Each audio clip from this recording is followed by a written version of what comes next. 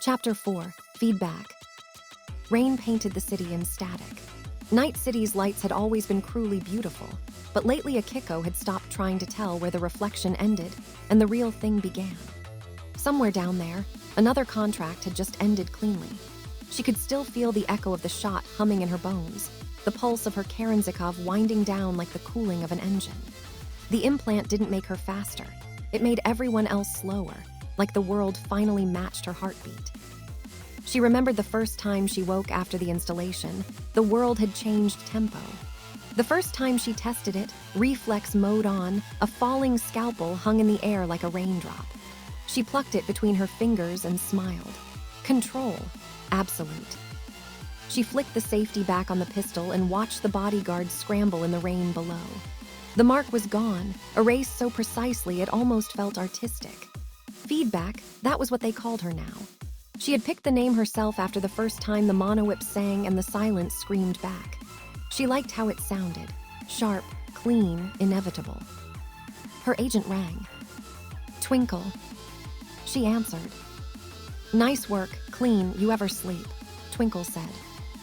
Sometimes when the noise stops, Akiko replied.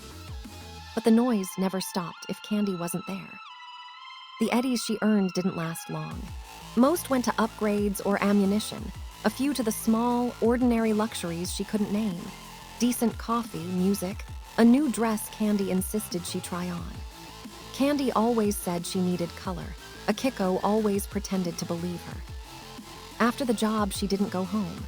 She ended up at Candy's place instead, the way she always did when the noise in her head wouldn't fade. Candy was half asleep on the couch, violin still resting against her knees. The city lights coming through the blinds striped her hair in gold and blue. Akiko sat down on the floor beside her and waited until Candy stirred. Bad night, Candy murmured without opening her eyes. Busy, Akiko said. For a while they listened to the hum of rain on the glass. Candy's fingers found hers without looking. They stayed like that, hand to hand, until Akiko felt her heartbeat slow.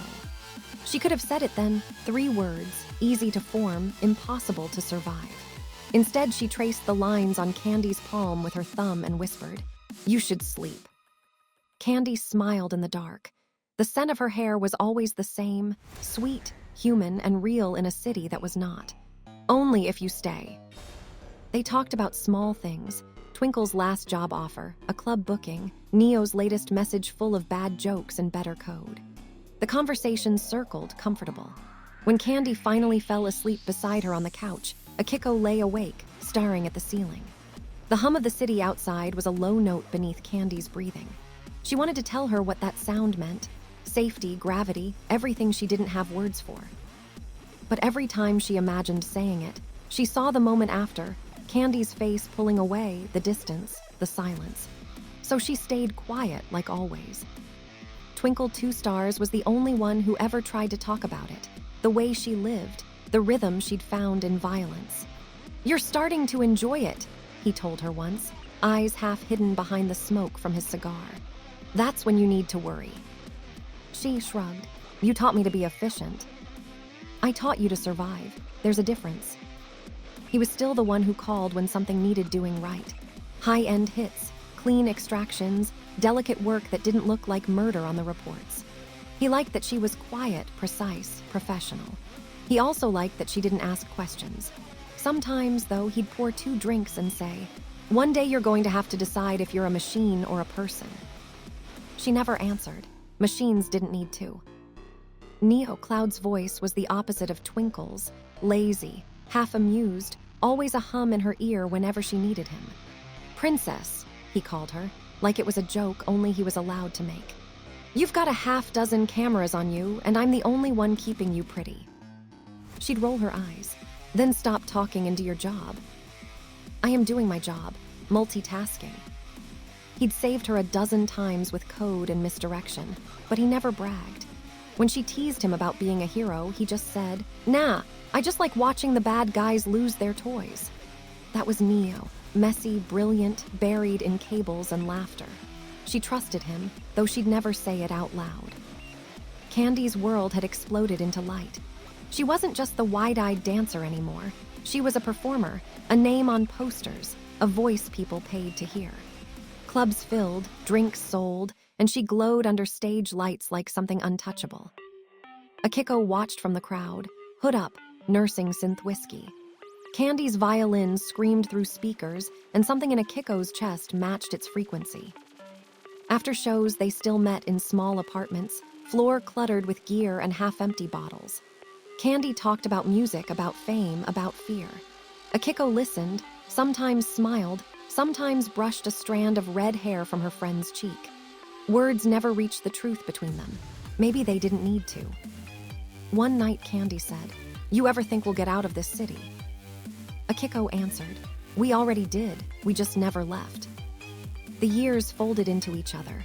Contracts came and went.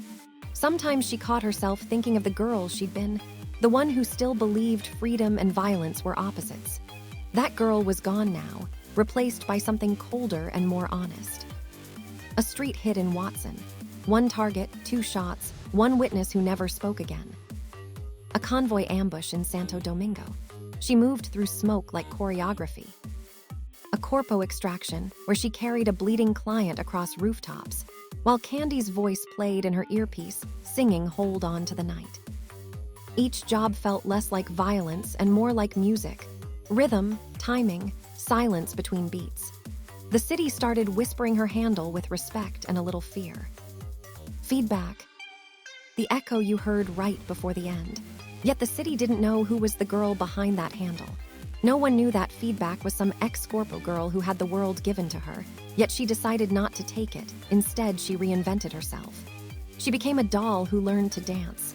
No longer a doll, she was a girl who had the 2 things she had wanted her whole life: control, freedom. After jobs, she usually found her way to Candy's apartment without planning to. It was a small place, half instruments and half chaos, always smelling faintly of lacquer and perfume.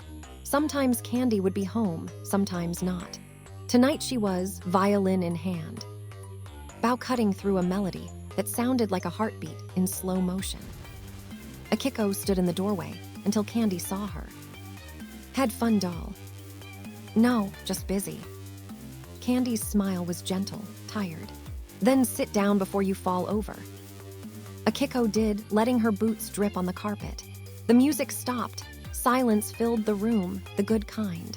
Candy reached out, brushed rain from Akiko's sleeve. Her fingers lingered a second too long, like they always did. Neither of them mentioned it. The air between them had become a language built out of pauses. Candy's music was the only thing that made her feel like a person again. The clubs kept getting bigger. The crowds screamed her name. And every time she played, Akiko made sure to be there, somewhere in the back, listening.